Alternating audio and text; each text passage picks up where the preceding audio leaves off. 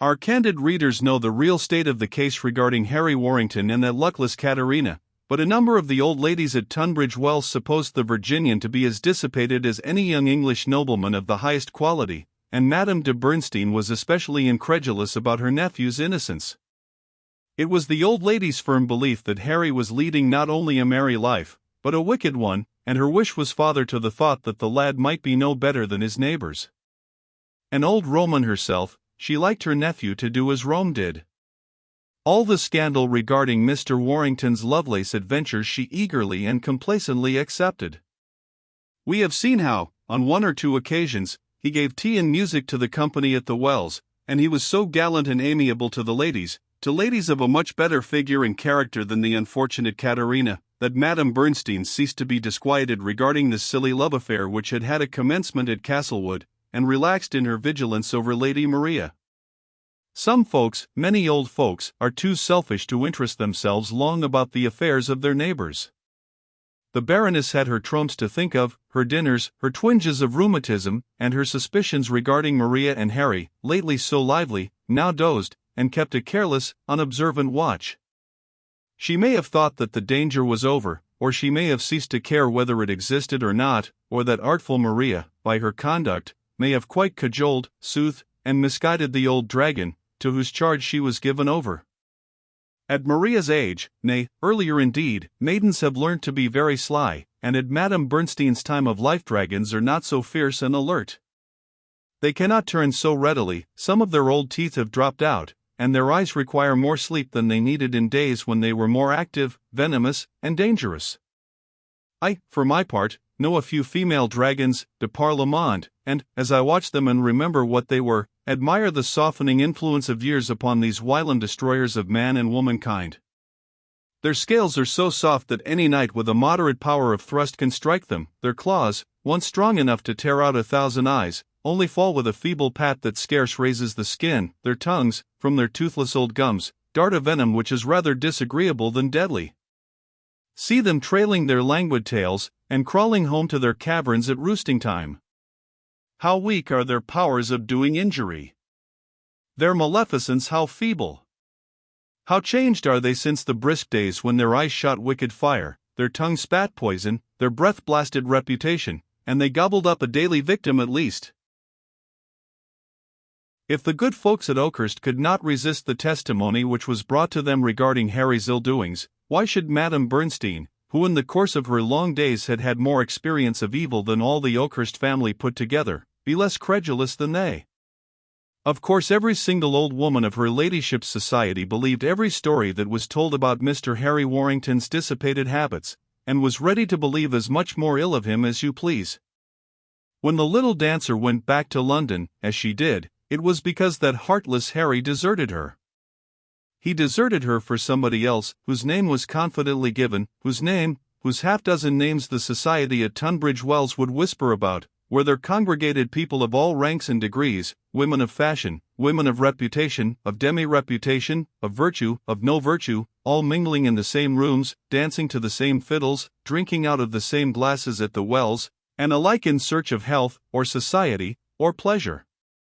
A century ago, and our ancestors, the most free or the most straight-laced, met together at a score of such merry places as that where our present scene lies, and danced, and frisked, and gamed, and drank at Epsom, Bath, Tunbridge, Harrogate, as they do at Hamburg and Baden now. Harry's bad reputation, then, comforted his old aunt exceedingly, and eased her mind in respect to the boy's passion for Lady Maria. So easy was she in her mind, that when the chaplain said he came to escort her ladyship home, Madame Bernstein did not even care to part from her niece. She preferred rather to keep her under her eye, to talk to her about her wicked young cousin's wild extravagances, to whisper to her that boys would be boys, to confide to Maria her intention of getting a proper wife for Harry, someone of a suitable age, someone with a suitable fortune, all which pleasantries poor Maria had to bear with as much fortitude as she could muster. There lived, during the last century, a certain French Duke and Marquis, who distinguished himself in Europe, and America likewise, and has obliged posterity by leaving behind him a choice volume of memoirs, which the gentle reader is specially warned not to consult. having performed the part of Don Juan in his own country, in ours, and in other parts of Europe, he has kindly noted down the names of many court beauties who fell victims to his powers of fascination, and very pleasant reading no doubt it must be for the grandsons and descendants of the fashionable persons amongst whom our brilliant nobleman moved, to find the names of their ancestresses adorning M. Le Duc's sprightly pages, and their frailties recorded by the candid writer who caused them. In the course of the peregrinations of this nobleman, he visited North America, and, as had been his custom in Europe, proceeded straightway to fall in love.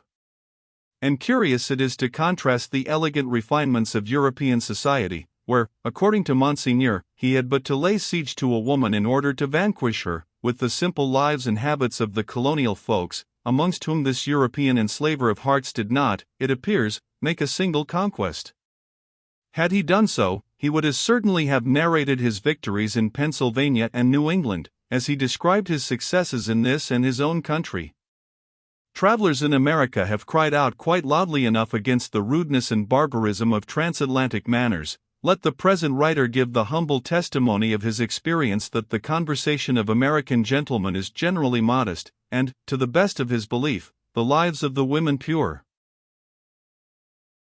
We have said that Mr. Harry Warrington brought his colonial modesty along with him to the old country, and though he could not help hearing the free talk of the persons amongst whom he lived, and who were men of pleasure in the world, he sat pretty silent himself in the midst of their rattle, never indulged in double entendre in his conversation with women, had no victories over the sex to boast of, and was shy and awkward when he heard such narrated by others. This youthful modesty Mr. Sampson had remarked during his intercourse with the lad at Castlewood, where Mr. Warrington had more than once shown himself quite uneasy whilst Cousin Will was telling some of his choice stories, and my lord had curtly rebuked his brother, bidding him keep his jokes for the usher's table at Kensington, and not give needless offence to their kinsmen. Hence the exclamation of reverentia pueris, which the chaplain had addressed to his neighbour at the ordinary on Harry's first appearance there. Mr. Sampson, if he had not strength sufficient to do right himself, at least had grace enough not to offend innocent young gentlemen by his cynicism.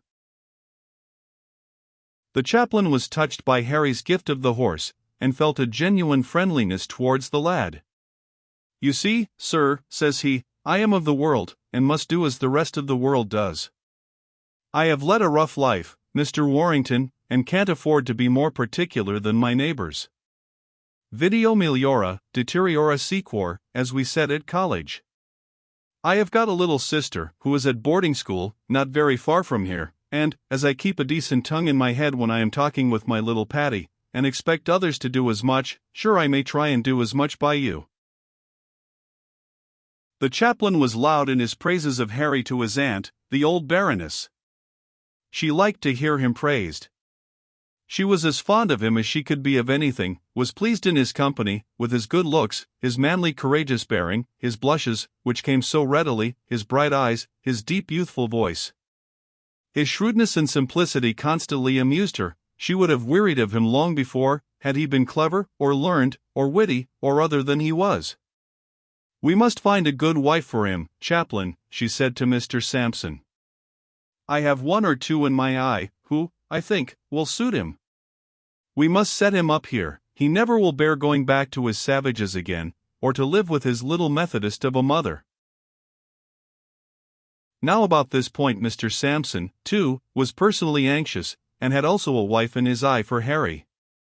I suppose he must have had some conversations with his lord at Castlewood, whom we have heard expressing some intention of complimenting his chaplain with a good living or other provision, in event of his being able to carry out his lordship's wishes regarding a marriage for Lady Maria. If his good offices could help that anxious lady to a husband, Sampson was ready to employ them, and he now waited to see in what most effectual manner he could bring his influence to bear. Sampson's society was most agreeable, and he and his young friend were intimate in the course of a few hours.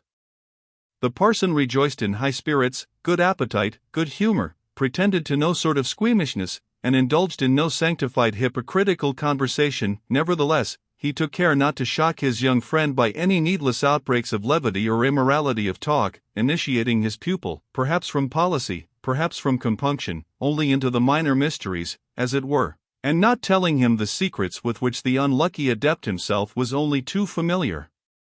With Harry, Samson was only a brisk, lively, jolly companion, ready for any drinking bout, or any sport, a cockfight, a shooting match, a game at cards, or a gallop across the common, but his conversation was decent, and he tried much more to amuse the young man than to lead him astray.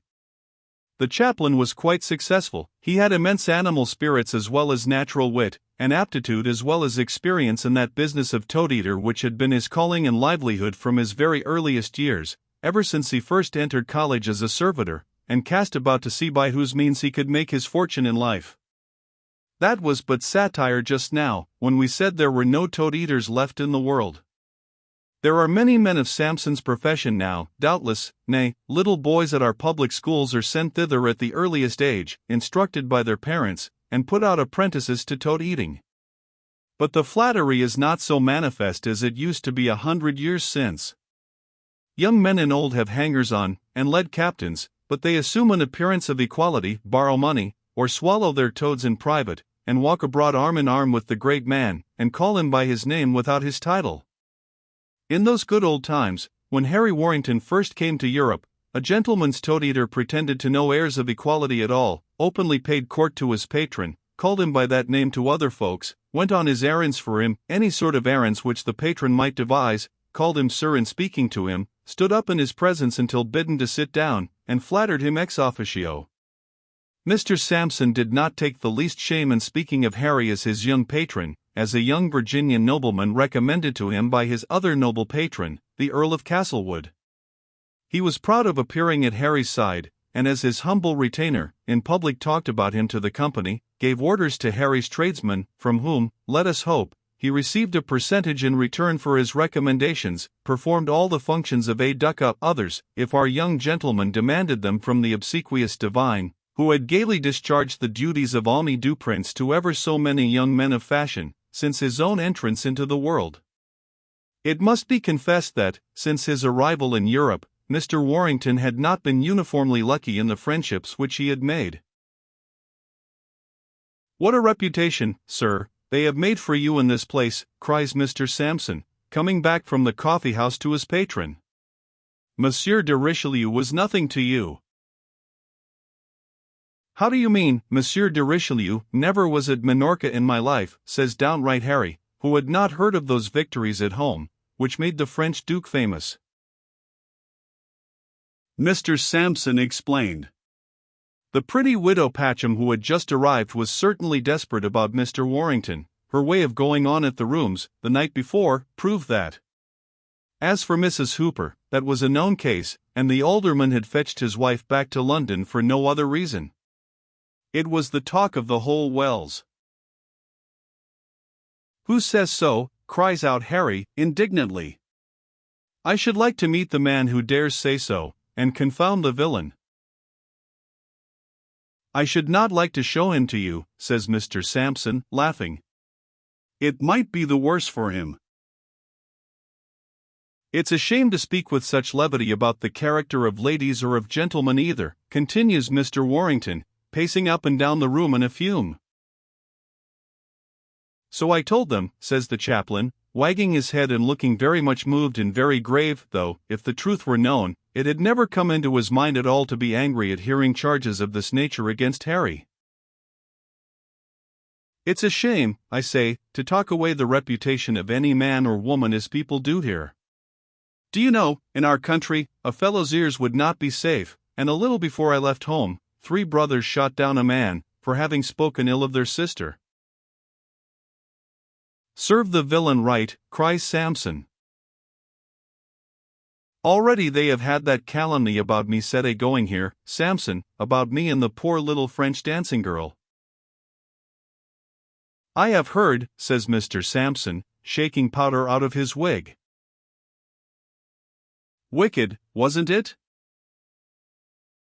Abominable. They said the very same thing about my Lord March. Isn't it shameful?" "Indeed it is," says Mr. Samson, preserving a face of wonderful gravity. "I don't know what I should do if these stories were to come to my mother's ears. It would break her heart, I do believe it would. Why, only a few days before you came, a military friend of mine, Mr. Wolfe, told me how the most horrible lies were circulated about me. Good heavens! What do they think a gentleman of my name and country can be capable of? A seducer of women? They might as well say I was a horse stealer or a housebreaker. I vow if I hear any man say so, I'll have his ears. I have read, sir, that the Grand Seigneur of Turkey has bushels of ears sometimes sent in to him, says Mr. Sampson, laughing. If you took all those that had heard scandal against you or others, what baskets full you would fill. And so I would, Samson, as soon as look at any fellows who said a word against a lady or a gentleman of honor, cries the Virginian. If you'll go down to the well, you'll find a harvest of I just came from there. It was the high tide of scandal. Detraction was at its height. And you may see the nymphas decentes and the auras satirorum acutas, cries the chaplain, with a shrug of his shoulders. That may be as you say, Samson, Mr. Warrington replies, but if ever I hear any man speak against my character I'll punish him. Mark that. I shall be very sorry for his sake, that I should, for you'll mark him in a way he won't like, sir, and I know you are a man of your word. You may be sure of that, Samson. And now shall we go to dinner, and afterwards to my Lady Trumpington's tea? You know, sir, I can't resist a card or a bottle, says Mr. Sampson. Let us have the last first and then the first shall come last. And with this the two gentlemen went off to their accustomed place of refection.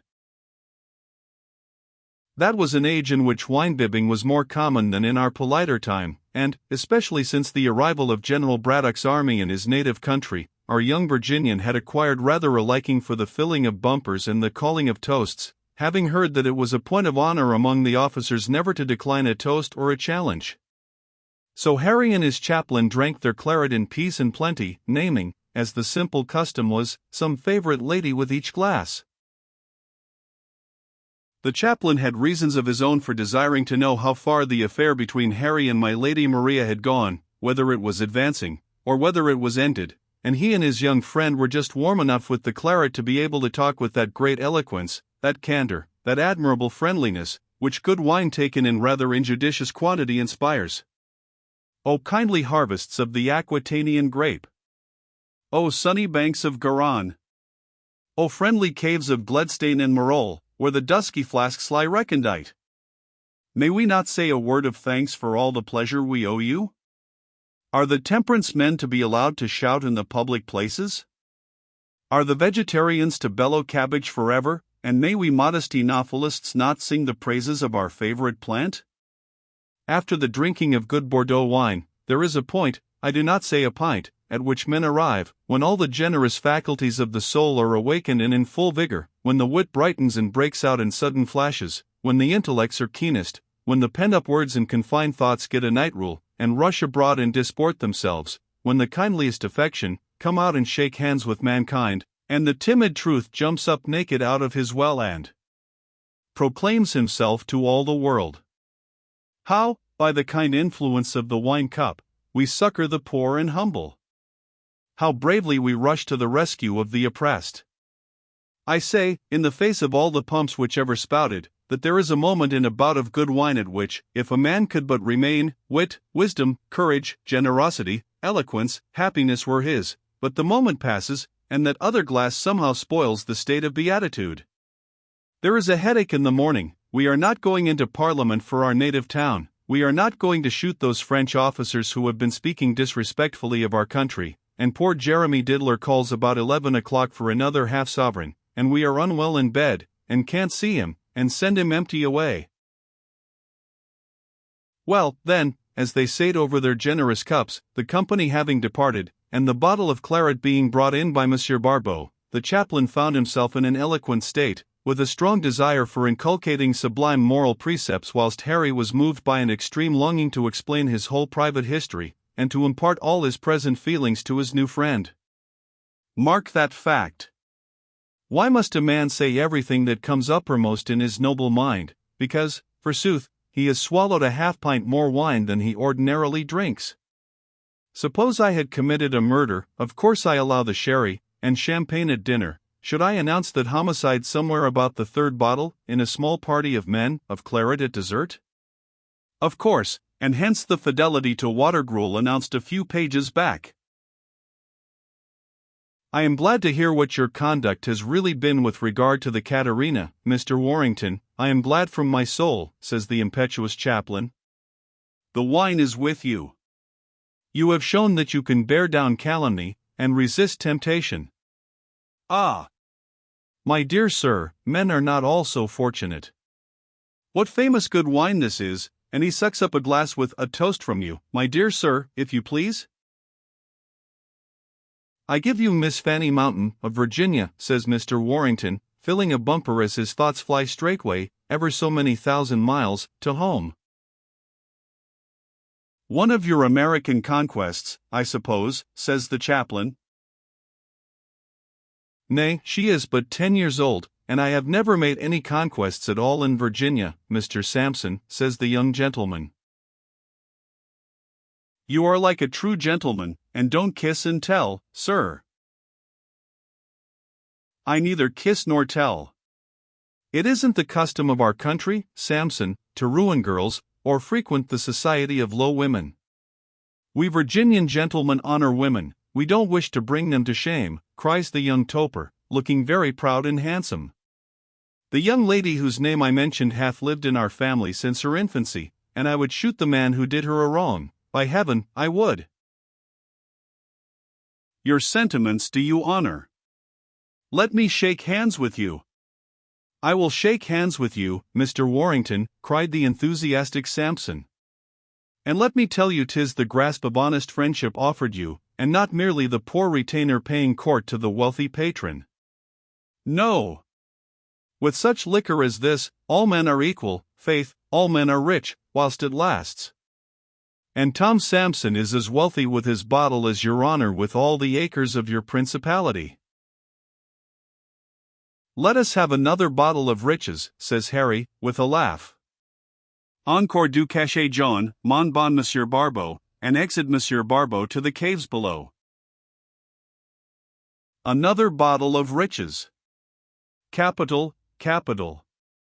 How beautifully you speak French, Mr. Harry. I do speak it well, says Harry. At least, when I speak, Monsieur Barbeau understands me well enough. You do everything well, I think. You succeed in whatever you try. That is why they have fancied here you have won the hearts of so many women, sir. There you go again about the women. I tell you I don't like these stories about women. Confound me, Sampson, why is a gentleman's character to be blackened so? Well, at any rate, there is one, unless my eyes deceive me very much indeed, sir, cries the chaplain. Whom do you mean? Asked Harry, flushing very red. Nay, I name no names. It isn't for a poor chaplain to meddle with his betters' doings, or to know their thoughts, says Mr. Sampson. Thoughts? What thoughts, Sampson? I fancied I saw, on the part of a certain lovely and respected lady at Castlewood, a preference exhibited. I fancied, on the side of a certain distinguished young gentleman, a strong liking manifested itself, but I may have been wrong, and ask pardon. Oh, Sampson, Sampson, broke out the young man. I tell you I am miserable. I tell you I have been longing for someone to confide in, or ask advice of. You do know, then, that there has been something going on, something between me and help Mr. Sampson, Monsieur Barbeau, and someone else? I have watched it this month past, says the chaplain. Confound me, sir, do you mean you have been a spy on me? Says the other hotly. A spy. You made little disguise of the matter, Mr. Warrington, and her ladyship wasn't a much better hand at deceiving. You were always together.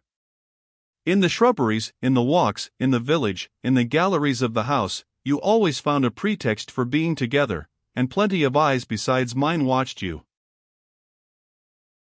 Gracious powers! What did you see, Samson? Cries the lad. Nay, sir, 'tis forbidden to kiss and tell. I say so again, says the chaplain. The young man turned very red. Oh, Samson, he cried, can I confide in you? Dearest sir, dear generous youth, you know I would shed my heart's blood for you, exclaimed the chaplain, squeezing his patron's hand, and turning a brilliant pair of eyes ceilingwards. Oh, Samson! I tell you I am miserable. With all this play and wine, whilst I have been here, I tell you I have been trying to drive away care. I own to you that when we were at Castlewood there were things passed between a certain lady and me. The parson gave a slight whistle over his glass of Bordeaux. And they've made me wretched, those things have. I mean, you see, that if a gentleman has given his word, why, it's his word, and he must stand by it, you know. I mean that I thought I loved her, and so I do very much, and she's a most dear, kind, darling, affectionate creature, and very handsome, too, quite beautiful, but then, you know, our ages, Samson. Think of our ages, Samson. She's as old as my mother. Who would never forgive you. I don't intend to let anybody meddle in my affairs, not Madame Esmond nor anybody else, cries Harry, but you see, Samson, she is old, and, oh, hang it! Why did Aunt Bernstein tell me? Tell you what? Something I can't divulge to anybody, something that tortures me. Not about the chaplain paused. He was going to say about her ladyship's little affair with the French dancing master, about other little anecdotes affecting her character. But he had not drunk wine enough to be quite candid, or too much, and was past the real moment of virtue. Yes, yes, every one of 'em false, every one of 'em, shrieks out Harry. Great powers, what do you mean? Asks his friend.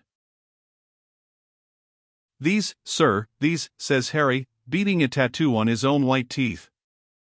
I didn't know it when I asked her. I swear I didn't know it.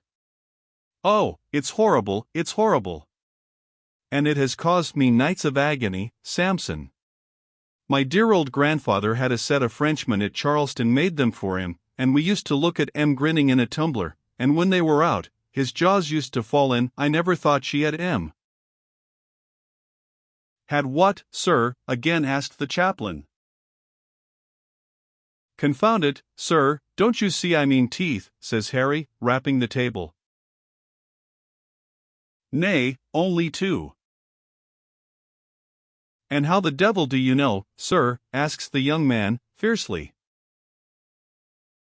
I had it from her maid. She had 2 teeth knocked out by a stone which cut her lip a little, and they have been replaced. Oh, Samson, do you mean to say they ain't all sham ones? Cries the boy. But 2, sir, at least so Peggy told me, and she would just as soon have blabbed about the whole 230, the rest are as sound as yours, which are beautiful. And her hair, Samson, is that all right, too? Asks the young gentleman. 'Tis lovely, I have seen that. I can take my oath to that. Her ladyship can sit upon it, and her figure is very fine, and her skin is as white as snow, and her heart is the kindest that ever was, and I know, that as I feel sure, it is very tender about you, Mr. Warrington. Oh, Samson! Heaven bless you! What a weight you've taken off my mind with those, never mind them. Oh, Sam! How happy, that is, no, O.B., how miserable I am.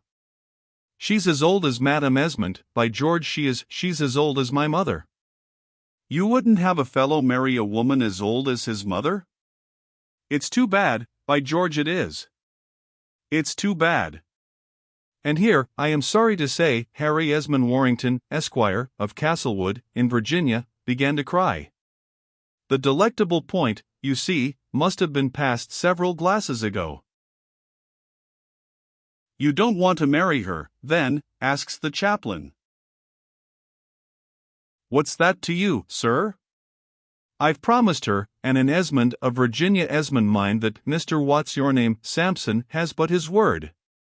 The sentiment was noble, but delivered by Harry with rather a doubtful articulation. "Mind you, I said a Virginia Esmond," continued poor Harry, lifting up his finger. "I don't mean the younger branch here. I don't mean Will, who robbed me about the horse, and whose bones I'll break. I give you Lady Maria, heaven bless her, and heaven bless you, Samson, and you deserve to be a bishop, old boy."